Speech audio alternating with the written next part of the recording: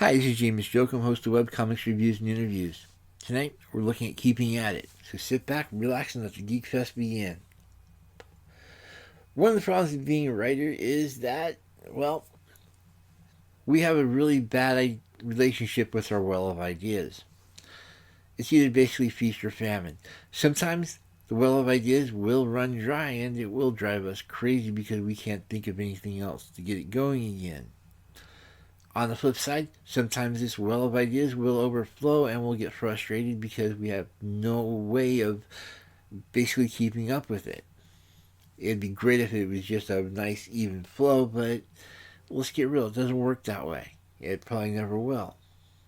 Because of this, we need to figure out ways to keep at it. I mean, it's just you've got all this level of frustration when it comes to the job, and it's just, yeah, sometimes it's the frustration you love. Because even when the well runs dry, there's still stuff you can be doing, and it's sort of just part of the busy work, you know?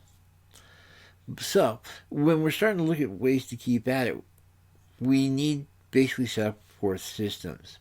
We need levels of organization. That's why when we start doing the story, a lot of us tend to do scripts. We tend to do outlines. We tend to do treatments. We tend to, well, go through a lot of note cards. And trust me, note cards are awesome. Straight up, you want to keep nice and organized?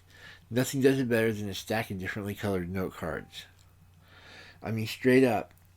You want to do characters? Pink. You want to do plot? Blue. You want to do running gags? Yellow. Hey, I got some really great ideas? Green. I need more colored note cards. But we need those levels of organization so that way when we actually do run dry, I mean, obviously, if we're running a little bit over, hey, we can take a lot of those note cards, a lot of those different story ideas, and basically keep them for when the well's running dry, just like some sort of squirrel in his nuts. Writers and note cards, same thing. But we also need to occasionally get away from the typewriter, the laptop, the tablet, the whatever, and just essentially be us. This is why when you start talking to writers, you tend to see a lot of people who love isolated areas. We love the beaches at 6 a.m. in the morning because nobody's there. We know where all the really great ruins in a city are because no one is there. Love national parks like Yellowstone, Grand Canyon because there's lots of areas where no one is there. Are we noticing a theme? Occasionally we need to get away from other people and we need to get away from all the various distractions and just meditate for a little while, which isn't quite accurate, but some of us meditate through action rather than just through, getting into a Zen position. But the bottom line is that occasionally we need to get away from things. And nothing gets us away from things better than places where nobody is. It's not that we're necessarily antisocial, we just don't like people. Which of course brings us up to the third point, which is that we need some sort of social aspect in order to keep us balanced. We need family, we need friends, we need meetups, we definitely, you'll notice that a lot of the professions involving writer involve people on some level. A reporter, you need somebody to interview. PR person needs somebody to talk to in order to figure out exactly what's going on in the heartbeat of America.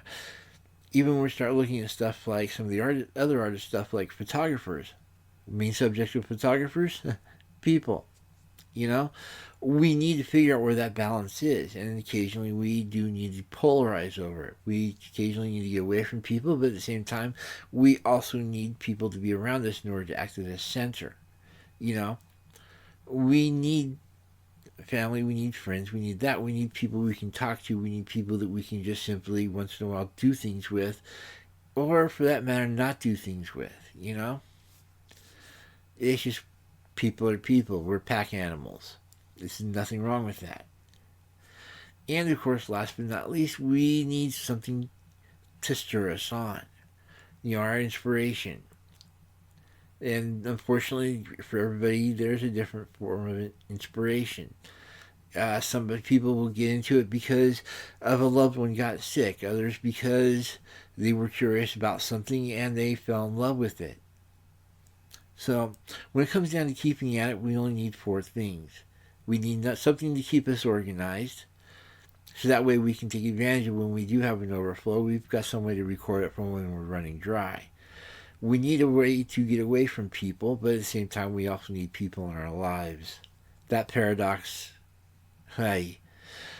And of course, we need something to drive us.